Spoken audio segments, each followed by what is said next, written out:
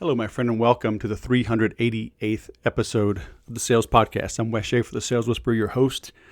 Today we have the sales evangelist back in the house, Donald Kelly. Had him on years ago. He has been growing and shares his stories of trials and tribulations. So you are going to be in for a treat. I like hearing and digging in with my guests on not just their successes, but their tough times and how they overcame it. When I first had him on, he was still in corporate America. He was doing the sales evangelist as a side hustle. When I started the Sales Whisperer, I was doing it on the side. I got laid off, jumped into it full time. Then I got a big gig with Dell. I was doing sales training and CRM training when they were deploying Salesforce.com back in 2007. All the way into 2008, had about a 10-month contract with 5 of us in total. Great money, great experience, but I was doing someone else's material. I was basically a monkey on a stage. And it was great money. It looks good on a resume, but I didn't move the needle. And even after that, going into 2008, I saw the financial collapse coming, was recruited back into high tech with some friends of mine. So I went back and forth as an employee a couple times. After I started the Sales Whisperer. I had, at the time, I got to think back to all my kids. So in 2006, Ella wasn't even born. So we had 5 kids. Moved here at the end of 2004. Mary Claire was born. That was our 5th child. So I had 5. And, my wife has stayed home for 23 years. So I couldn't dabble, go find myself and rely on my wife's income and 401k and insurance. I had to make things work, and I couldn't put them at risk. So, there's no shame in doing what you got to do to put food on the table, okay? And so, but Donald has made it. He is a speaker. He's got membership sites. He's doing training. He's an MC. So it's a great story. You are in for a treat. Previously, we had Adam Hodig on, and we've published his episode as well with Spiro AI. Very interesting dude, great software, cool software, great entrepreneurial story. He's launched a couple of successful ventures, so go back and check out 387. Dove Gordon's coming up next, very well-connected entrepreneur. Man, I don't know how I didn't know this guy, but I'm glad I do now.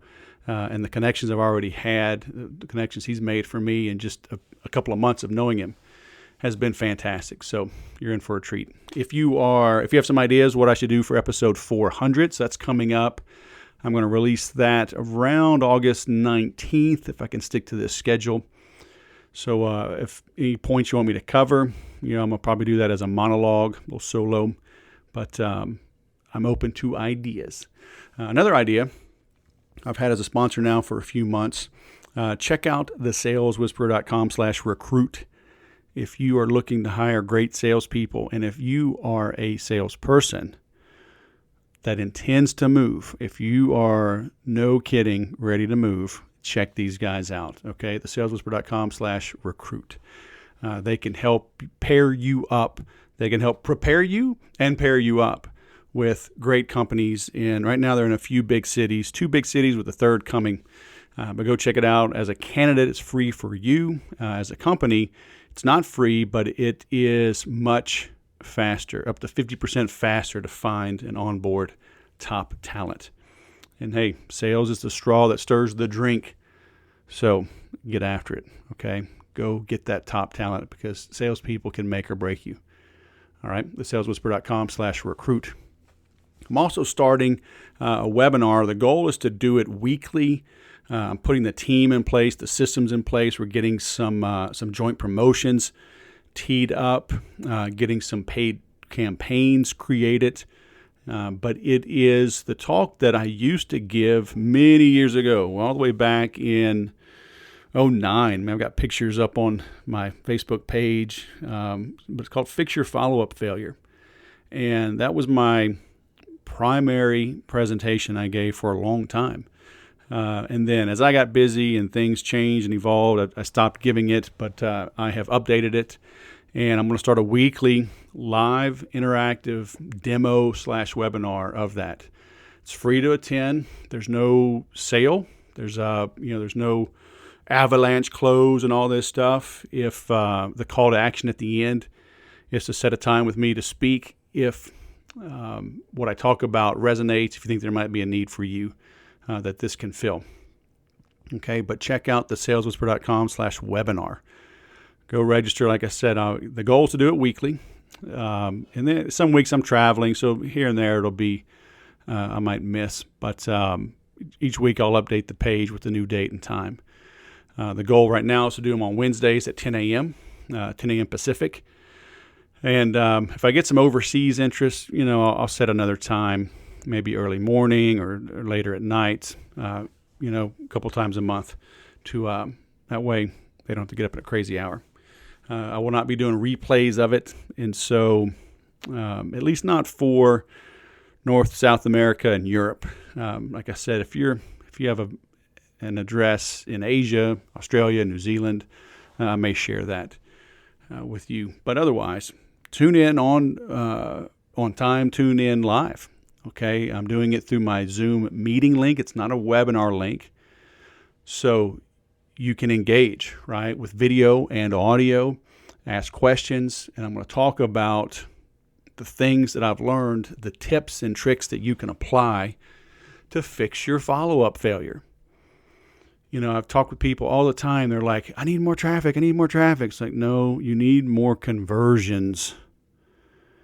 Once you have optimized your conversions, and I get into all of that, but one of them is with your follow-up. Once you've optimized that, then spend money on more traffic. Most people have not optimized their conversions, so you're wasting money trying to buy more traffic, okay? It's easy and predictable. May not always be cheap, but it is predictable to drive more traffic. When you know your numbers, when your conversions are optimized, you can confidently send traffic. You can pay money because you'll know what the ROI is. You're not jumping into paid traffic because you don't know if it'll work. You don't know if it'll work because you don't know your conversions. So register for that, all right? thesaleswhisper.com/webinar. And down in the footer, I plan to leave it, but I'm always tweaking my site. But there, I've got a new icon in the bottom right, red, black, and white, and it's Fix Your Follow-Up Failure. So just click that. It'll take you to the page, and you can register. All right? I hope you do that. Hope to see you on there. I hope to help you fix your follow-up failure. And I think this interview with Donald might help that as well. So let's bring on our guest. Donald Kelly, the sales evangelist, all the way from Florida, back for seconds. Welcome to the Sales Podcast, man. How the heck are you?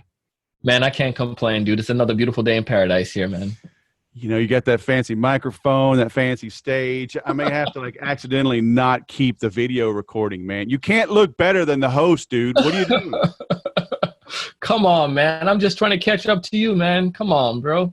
Oh, dude. I know. I am not leaving home, and I'm not even shaving. So you know what? More power to you. You can attract all the pretty people. How's that? Fair enough. So what the heck, man? It's been a little while. You were still had a little, well, like the sales evangelist was kind of just starting, right? Or you started a corporate America gig and you were launching the sales evangelist. So catch us up, man. It's been a few years. Yeah. So we launched a podcast. When did I launch? I launched it in 2013, December 2013. And at that point, I was still in a corporate gig. I just started a podcast as a means of me sharing what I was learning with sellers and people that I was coming in contact with. I was just super excited, stuff that was working, man, making some money. And then as a natural byproduct, as you know, people started to connect with me. Could I do coaching for them and stuff like that? And then in 2015, it just made sense because I was running out of vacation days, like between January and before June, I was out. So I was like, we kept seeing this trend. So my wife and I was like, it just makes sense for us to jump ship if there's opportunity coming from it. But like any good wife, she's a good seller too. She was like, listen, you can't jump ship unless you make an X amount of dollars. So when we got to that point, it made sense. And then I jumped ship. So it's I think around 2015, we first started connecting. I had left a corporate gig at that point. And since then, Yeah, it's just been, I haven't looked back. It's been amazing working with some clients, not only here in the States, but also in Europe as well. So it's kind of fun. And we're starting to do some online products as well. And podcast just continuing to grow. Right. So So was the podcast kind of the vessel for you, kind of the springboard to going out on your own? yeah, it was. And I think one of the things that we see, Wes, is that sometimes people try to create we try to fabricate like success. And sometimes I feel that you can't really fabricate it. You just have to be genuine and bring value. And I wasn't even trying to do anything. It was just really producing good content and trying to help people. And then from that, people started to, I guess, ask me questions. And I was like, well, I'm not stupid. That's an opportunity to generate income. So it did start to generate income as a byproduct of just producing content. So were you just doing it all alone at first? Just Yeah. doing the recording, production, editing? Yeah, I was doing early morning. I worked, and anyone familiar with South Florida, I was in Boca Raton. So working in Boca, so it's about 45 minutes or 30-minute drive from my house. And so I had to get up early in the morning to record content. And then I would go out in the evening to edit some of those contents as well. The other part to this was to record it. I was trying to get to guests like yourself, right? People like you guys. So it required me to use time. So my lunch break, that 1 hour lunch break, became time for me to find Wi-Fi. And I sat in the car, and then I would take lunch sometimes at 11 o'clock, 12 o'clock, or 2 o'clock. But as long as I can get a chance to go record with people. But I was doing a soup, cook, bottle washer, everything at that point. And then about several months into it, a friend of mine introduced me to his editor and show note person. And then we started working with them, and I got another editor. And then those guys stuck with me since then, since about 2014. Right. That edit the show. And it's pretty cool, man. So you're doing this thing, people start asking you for help, and you're like, I don't know, $50, $500, $5,000, right? How did you figure out what to charge? I didn't, man. I think I think that I listened to this, we're connecting with a guy from, I heard on a Harvard Business Review podcast, and he's talking about taking new products to market. And many times when we find that salespeople or entrepreneurs, when we take a new product to market, we want to try to jump out and be like Google or Apple on day one, when in actuality, you have to be, he kind of emphasized, sometimes you're going to be really, it's not going to be cost prohibitive the first time with your first product. And that was the same case with me. It was really just to gather and to learn. So I remember the first dude was Jose Diaz. Jose was a friend of mine, and he saw that I posted a podcast episode. He listened to it, and then he was like, bro, could you help me out with some of my sales stuff? And I was like, sure. He asked, how much do you charge? Bro, in my mind, Wes, at that point, if I grew up not having money. So I call myself a thousandaire. I'm not like a millionaire. So it was very hard for me to ask for a lot of money. I felt guilty asking for that. So I said, well, what if you gave me like, I don't know, $100 or $300 for the month, and I'll visit with you once a week and help you out with that. And he was like, sure, why not? So it came down to $300 that they were, that I was charging them during all that time. Not only because you're not just doing 1 hour visit with them, then they had other questions and other stuff and helping them out create things and so forth, and campaign and ideas and sales plan. So I was giving a lot of money out, but the interesting part though was I was learning what some of these small businesses were having troubles with when it came towards sales. So it was not cost effective for me, but in the background, in the long term, I was able to gather a lot of information, which then enabled me to take the product, so quote unquote, to market later on. And then my second client, she found the podcast, and she was down here in South Florida as well. And she reached out and asked if I could do some coaching for her. And I had a little more guts, and I said $500 for the month.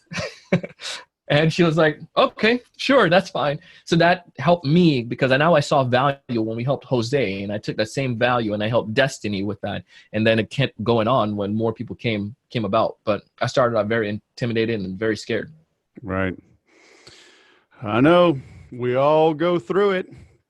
So, well, now you're busier than ever, right? Because you still got your day job, your podcasting. Now you're doing private coaching. Were you ever sleeping? During that time period, I left the gig, full-time gig in 2015. During that time period, I slept a little bit, right? Because I was doing a lot of the editing. I was doing a lot of the podcast production. I was doing a lot of that stuff at that point. So it caused me it just came to a point where I started getting a little bit more frustrated with it until I got the help from the clients. But as the podcast grew, yeah, it became a little bit more time consuming Right. with a full-time job, and making sure I delivered on what I was doing there, helping out the clients. Because like you and I both know, any good sales rep, you're not going to just do a 9 to 5. You have connection with your clients. You have to connect with them on weekends or other times and so forth. So anyways, that was going on. And so I was serving two masters and burning from both ends at the time. So had you replaced your income when you left? So, and was it all private coaching, or did you have like a course by then? Yeah, good question. I didn't replace my income, but it was a pattern. It was replacing a decent sales salary plus commission was tough, but I did see a pattern of what was going on. I saw that I could generate income. I did see consistent growth with the income. Probably was about a quarter of my income that I was recouping. So I was like, you know what, this is working. If I could focus my time full time on this, I could generate more. And also the company at the same time that I was working with, it's, what happens when you start making a lot of money for an organization. The challenge with this was it was a small company and they started facing a little more difficulty. So they changed the structure plan of the comp. And instead of us getting paid out our commission, like on a large deal, say $150,000, instead of that happening, getting our 10% of that, they said, well, let's break this up let's go to a subscription model for our clients. And then the company now, their valuation was starting to look better for them, but for the sales rep, we weren't getting that payout from these clients. Right. So obviously many of our the senior sellers, we saw that this wasn't going to be advantageous for us. The house always wins. And it just so happened that things started working out in traction for me. So it made sense for me at that point to take my talents, as LeBron would say, to Palm Beach. Nice. So, Yeah, so you had a good run rate. So you knew you were cautiously optimistic, right? That, hey, if I commit to this, I can grow it quickly. Yeah. But was it still primarily just private coaching, or did you have some other things? Yeah, good question on that. Coaching was the main one, and then I started picking up consulting, because that was another one too. That was an eye opener because I did helped Jose, a small company. I started helping Destiny. I started helping Katie. Started helping these coaching clients, consistent and regular. But then, gentlemen, I spoke, and that was another thing that I saw too, Wes. And this is why I encourage sales reps and small business owners. Take advantage of educating your audience. And I know you're a big speaker. I see you travel all the time speaking, but I started speaking for free anywhere and everywhere. And some of them, again, was costing me money, but I knew if I got in front of an audience, there was a potential opportunity to get a coaching client out of that audience, or I can get somebody to do, a consulting gig. So I spoke it locally down here, and it was like in Boca Raton at an event. And this gentleman was in a room, and he hired me to help him with some sales stuff that he was working on. And that was great as a first consulting gig. So I saw that eye opener, and I was like, holy crap, I can get more money from consulting. And instead of working with the individual to one-to-one, this is helping individual and their company. So that one came about and started doing that. And then I was around that time, around 2015, late 2015, I started playing with the idea of creating products. And that was when I thought about TSC Hustlers League. And really that was like an online program. So because we had these coaching clients, you can only add so many coaching clients. So I started to figure if I can do a smaller product that can get more people in a hopper and get these people to, just take the stuff and then eventually graduate into coaching and so forth. And that's the process that I started to go about doing that to help generate more money. So this guy hears you speak and he says, all right, this dude might know something.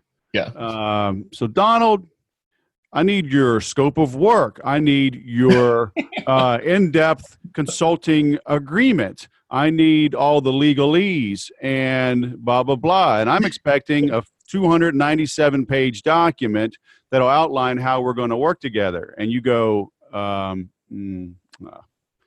what do you give somebody on your first consulting gig?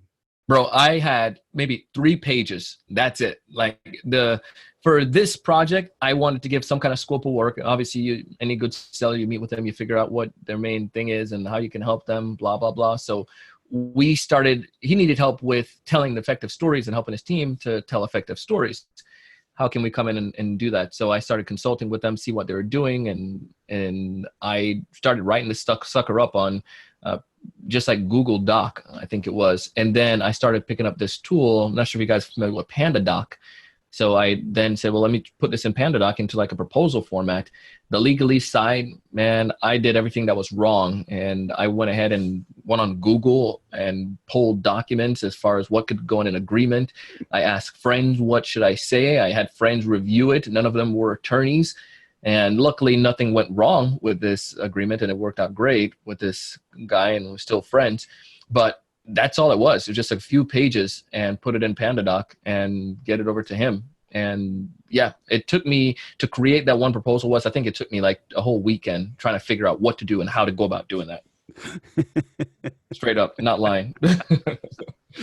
I know, man. I've borrowed them from people. I've offered foot massages for feedback, man. It's like, I've had 8-page documents. I've had 12-page documents, and hell, man. Now, if you pick the right clients, I'm like, look, go to my website, click that link, and buy. And here's what's going to happen. You're going to get my phone number, and we're going to start consulting. Yeah. You ready? It's like people want all this crazy stuff, and yeah, sometimes you need some. And like when I'm doing HubSpot work and more detailed design and whatever, there's we put some teeth into that. But for general coaching, and like, look, man, I'm lazy. It's like, you want me to spend? Okay, I'll spend a weekend and I'll make you a proposal. So pay me $5,000, and then I'll send you a proposal. And then you can pay me what the proposal says, or we can just get to work, It's like, and here's a crazy part too, because again, I wasn't as confident. This wasn't when I did name him a price. This was dirt cheap again. This was go back to like, if I can go back and kick myself in the butt, then so be it. And I found myself intimidated at first too, Wes, because like with coaching, I got confident in that, but then going into the consulting side, I was like, I can't really solve this guy problem to like, what does he see in me? Like he had a lot of confidence in me from just hearing me speak for 30-40 minutes. So it was like, well, let me protect myself in case. And then he was like, how much is this going to charge? And never bidding anything like that out, I said, $1,750. And then he was like, sure.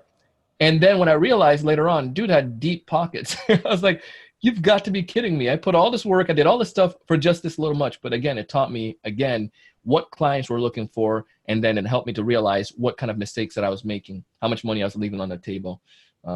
And yeah, so he got a bargain. I got experience. So what did you do in that first gig? Were you going on site with him? Yeah. So there's several things that happened. One, he was trying to become more proficient at telling their story in the sales as they're selling their product. So I did visit with them on site. The second part to this was I wasn't a marketing expert at all, but since we helped him with the sales, he was like, can you also take that same message and help me? I want to create a video I can use towards my sales, whether it's like on, I sent to clients or even put it on my website. So then I went on site with them to help design the story and to produce that and film that. And that was like a half-day amount of work. And then the work that I did, the hours of work that I did for him as far as creating that story and helping the team and so forth, and then training. Charge extra for that? I didn't, bro. I was green as a button. You're like sitting here laughing like, Donald, you just, bro, Wes, I'm telling you, when I told you I lost some money on those things, but I learned so much. I have $1,780. I'm going to pay you even more. So come help me. All right. Like, please, unless you're going to put some commas in that, I ain't doing that no more, bro. So that was for what? A month of work? Or how long were you?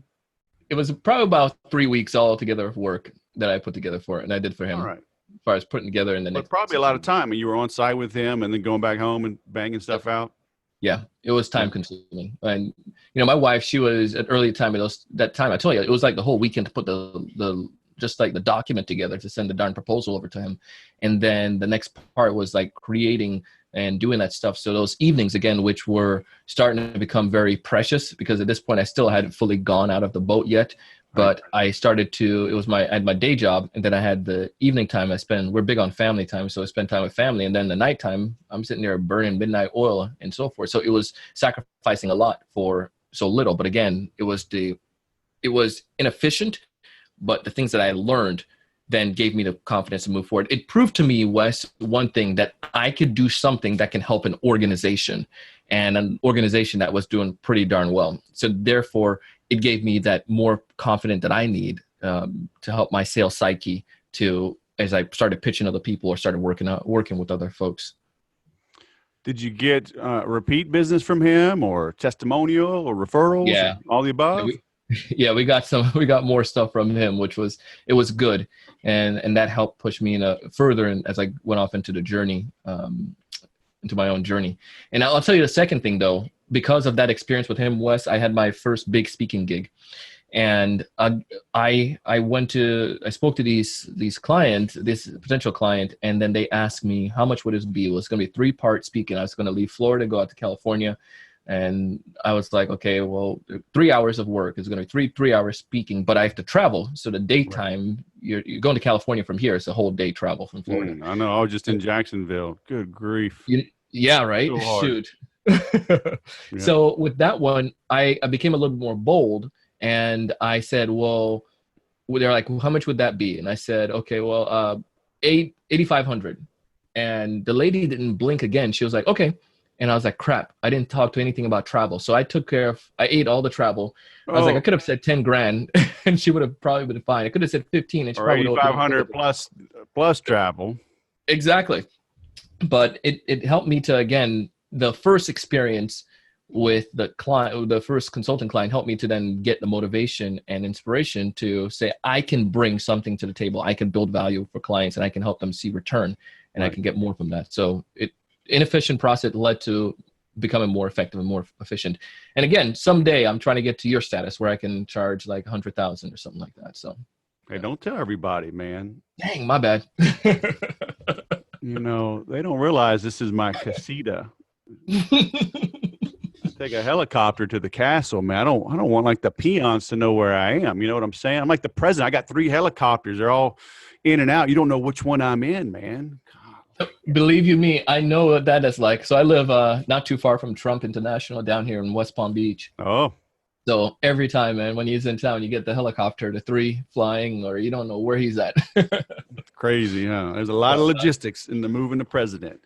I tell you, man, it's cool. I learned that. I mean, I was in the Air Force, and a bunch of buddies flew. They were flying transports, and the first time I learned of that, they're like, they fly ahead. So there's just duplicates of everything, right? Limos, and because like if the president's in like 3 cities, they're flying these big C-141s and C-5s and everything else, man. Boom. Secret Service, limo, the Suburbans, like they're everywhere. I was like, holy crap, how much is that? But anyway. I know it's a sales podcast too, but I'm a big fan of aviation. So whenever I'm like the kid driving past the airport whenever the planes are coming in, because like 2 days before, like you was here for Easter, right? So 2 days before you see 130s come in, and you're like, okay, they're going to be here. And just seeing those darn things take off, I'm like, that thing is not getting off the ground. There's no way it's getting off, but it takes off, and it's just fascinating. So I sit out there and watch the planes, man. It's crazy. Love the Air Force One. Yeah, I grew up flying. My dad and grandfather had a little Cessna and fly all over Louisiana. Cool stuff, man. Nothing like it. Not much, man. So, all right. So now you're getting more speaking gigs. You do some consulting. You're still doing some coaching. What was like the big break, or where would you say, what did you do to kind of make that shift and go, all right, this is legit. This is my future. Yeah. I think it was after that California gig. After I did that, it just felt good. I was like, this is possible. And let me tell you what happened with it. One of the big opportunities I was working on with the company right before they swiped it underneath me, I was working for 2 years, Wes. I was selling to city, county governments, and municipality. You ever sold to city or the government?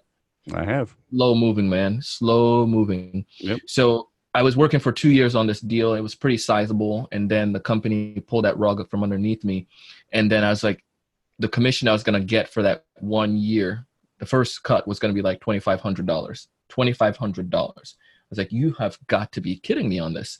And when I got that first speaking gig, the first big one for that 85, I was like, hold on, 3 hours of actual speaking, 3 days of travel, and it's 8,500.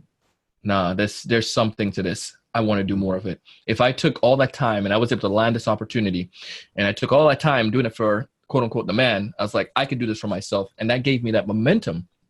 And it gave me the aspiration to say, I loved it. And the other cool part too, Wes, was after getting done and seeing how people on the team and people within the organization actually loved and appreciated it. They valued that information. They wanted to apply it. It just felt good that I could impact somebody else's life like that, right? Or help an organization. So I was like, I love this feeling. I want to do more of this. What is it going to take to make that happen? And it was a lot of sacrifice, but you know what? I did it. I didn't have to eat ramen, thank goodness, but I did it, and it was just kept pushing forward with it. Yep. Cool. That was a big break. And so well, even before that, I was looking online. You've got a Facebook group. I mean, you started that back in 2014, right? Yeah. So that was smart. Yeah. Sales Evangelizers Facebook group. And it's good because that was just a sounding board to leverage content, right? When people would go into the group or ask questions, now I knew what kind of episodes we need to create or what kind of questions people had, or I can then, pitch ideas off. I'm thinking about this, and people who raised their hands early, those were some of the first, the early adopters to buy something or, things like that. And that was great to have it and to just be able to have the community. It was tough with podcasting to get people to back, and this too, but now Apple, fortunately they've done the show notes on the actual episode so you can swipe up and click on the links. But back in the days, it was just hard to get people from leaving iTunes to go, or Apple Podcasts, to your website. And the Facebook group was a means of me trying to leverage them to say, hey, come be a part of our community, and it kind of helped a little bit. Yeah, I've probably twice in my life ever swiped up and looked at notes on a podcast. Yeah. Do they do it a lot? I mean, I have a couple of links in my notes, but I probably should focus on that a little more. Yeah, I haven't tracked that data, but I listen to several. Like one of the ones that I listen to a lot is the Business Wars, and they use that verbiage a lot to kind of let you know about some of the stuff. And I've done it. We've gotten some of their offers, like the sponsorship stuff. So that's how I've particularly known about it too. All right, that's a writer downer, man. I'm gonna have to tell people to swipe up and give them a reason to do it. There you go. So, well, you got a lot of reasons. You do a lot of pretty amazing content, man. A lot of cool tools. So, amen. Thank you, sir. So, do you think podcasting's dead? Is podcasting dead? Is it over? No. Come on, man. Everybody's in it. It's matured. It's on the downslide. I don't think so. I think like any other product or any other services, here it is. It's like, for instance, the level of your content, that's where it's dead. I think it was good and bad with the indie and the industry. I got a chance to be a part of Podcast Movement. I'm the host of the event with the MC, and that's been able to put me in the room with some really smart people and people doing well. I was a part of their upfront with some of these major podcaster and companies that came in, the big radio companies now that came into the podcasting space. And they did something that was good and bad for the industry. Good because they brought a lot more people awareness to podcasting. The bad part that happened was they started producing some really crisp, amazing content. So now listeners, they're expecting that from the indie podcast, the independent podcasters. And if you're just producing not good, beneficial content, you're going to go by the wayside. You're not going to be paid attention to. I believe the listeners want to get great content, and I think they just raise the level of the game. So that's my personal feel on it. I have not seen a dip in like our content, consumption, but benefit I've seen is that we've brought more people through, and I've seen opportunities as well that I got more opportunities for my business from it. So I don't think it's that. I just think we just need to change the level of quality of content. Right. Yeah. Man, I didn't realize you're the co-host. Are you working with Dan or? No. So I'm Dan and Jared. Jared was the when I first worked at a software company, he came in about 2 months after I did, and he was a project manager. So we started working together on deals. Whenever I had a client, he would do the demonstration. So Jared introduced me. We were trying to work on a little startup that I had, but we just didn't have the money or the bandwidth or capabilities. So he went out to this event called New Media Expo, and then he got introduced to this new media wing about podcasting. And he came back. He's like, DK, you got to check out podcasting. We got to scrap the startup idea. Let's look at podcasting. I was like, all right, let's talk about this stuff. And then he told me to come out. So I went out with. He told me to start. I went on his podcast. Then he told me, bro, you're a good sales rep. You're doing this stuff. You need to tell more people about it. Why don't you just create your own? And that's when the birth of the sales evangelist. And then we started just connecting. We're good friends. And then he went to New Media Expo in 2014 and I went as well. And he knew Dan, and Dan, him and Gary and I think it was Leland came together. Gary and the other folks came together and said, let's create an event. Nobody has an event just for podcasters. So they created it. I remember we were walking around the pond at work. We used to sneak out and go talk business ideas. And he said they're going to do a Kickstarter for this event. So I became he said we had Pat and John Dumas in it. Let's go ahead. This is going to be amazing. So I obviously was a part of it then. And he knew I was an up and coming speaker, so to speak. And I've been hosting. They had me as the MC since then, but I'm not a founding member. I'm not a part of that team. I'm just a hired gun to come in and MC the event. Yeah, I went to the first one in Dallas. That's right back there. Yeah. What was it? 2014. 2014. Yeah, because they had a Kickstarter after January, and it was around April, and they launched in the summertime. So this is number 6, I think. So my backyard. Man, I don't want to fly across the country. Come on, man. Come down to my yard, bro. Come back. Go gator hunt. Dude, don't need speakers. We'll have to talk offline. Maybe I'll come. I just don't like traveling far. Oh, man. You're like Bob Berg. You know, Bob was, every time I talk to Bob, he's always like, he's willing to do stuff locally. I mean, he goes all over, but I do it. I just get sleepy, man. That 3-hour time change. I'm old, dude. I'm hurt. Jiu-jitsu's beating me up. Come on. I need like comfy seats. I know, right? Or if I could take a train or a bus like John Madden, right? You ride that bus everywhere. Bro, I can see it now. Sales Whisperer going across Kansas, all the way across, coming to Florida. I guess you go through big megaphone like the police. I'm like that dude ain't whispering. Y'all sell something. I'm coming through. Good grief. How many speakers do y'all have? Well, yeah.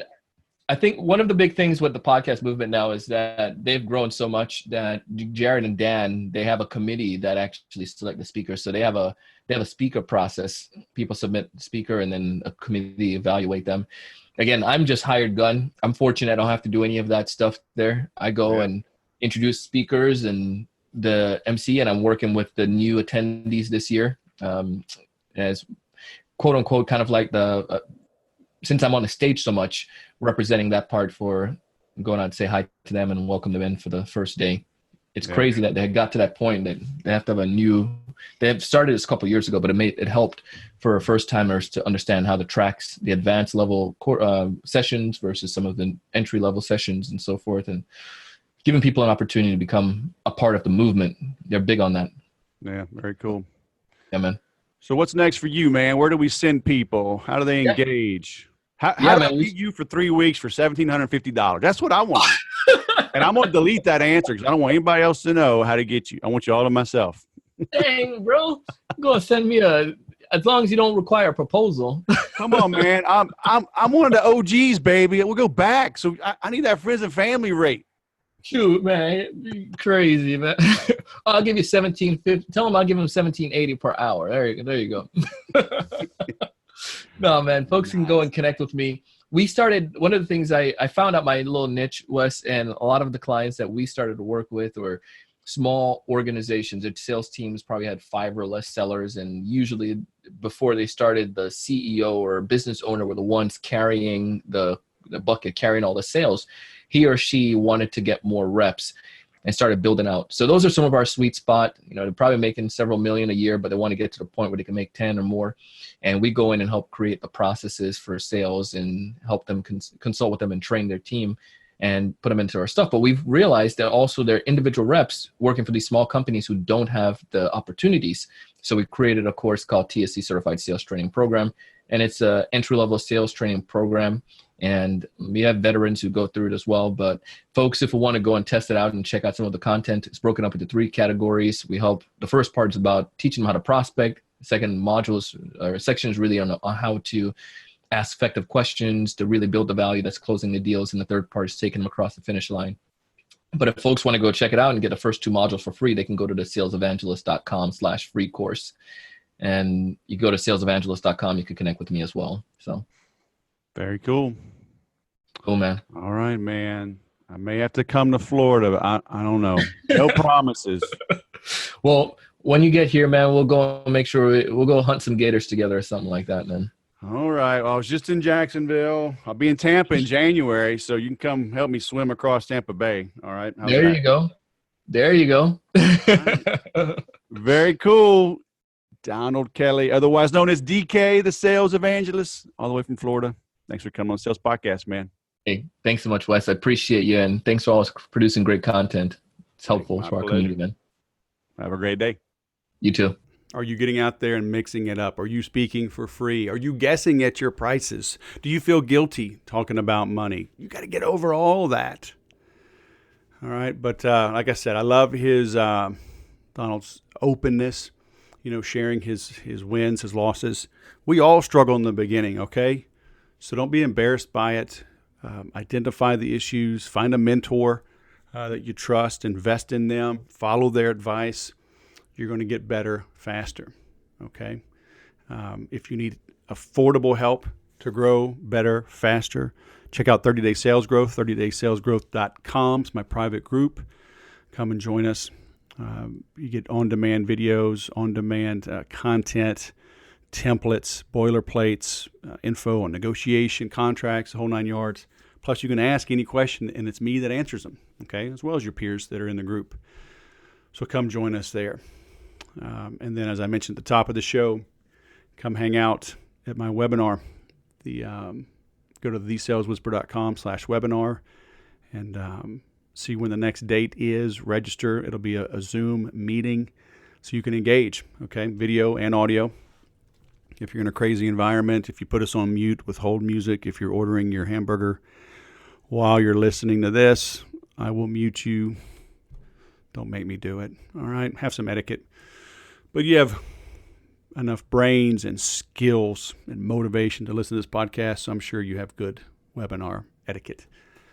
So join us, thesaleswhisper.com/webinar. Thanks for listening. I'll go sell something.